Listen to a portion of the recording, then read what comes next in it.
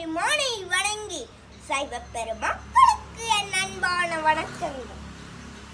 வீச்சற்று கிடந்த சைவ சமயத்தை தெளிக்கச் செய்த நாயன்மார்களில் ஒருவரான ஈசனின் முழு அன்பை பெற்ற திருநாவுக்கரசு நாயனார் பற்றி தங்கள் முன் பேச வந்துள்ளேன். திருமுனைப்பாடி நாட்டில் திருவாமூரில் புகழனர் மாதினியார் என்னும் பெற்றோருக்கு மகனாக பிறந்தார். இவர் மருள் நீக்கியார் என்னும் மிகப்பெயரை கொண்டார்.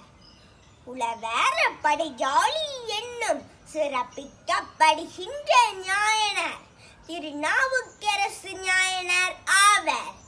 இவர் சமண சமயத்திற்கு சென்று அவருடைய சகோதரி திலகவதியாரின் உதவியுடன் மீண்டும் இந்து சமயத்திற்கு வந்தார்.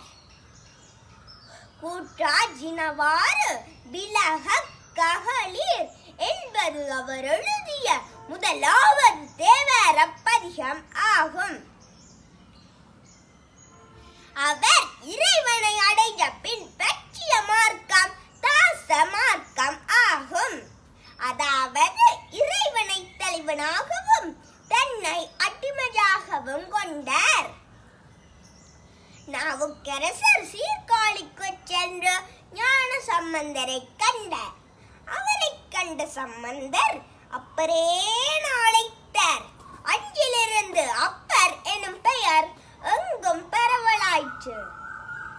திருவடாற்றில் சிவனின் கைலாய காட்சியை கண்டு மகிழ்வுற்றார். அதனால் தாண்டக வேந்தர் என்னும் அழைக்கப்பட்டார்.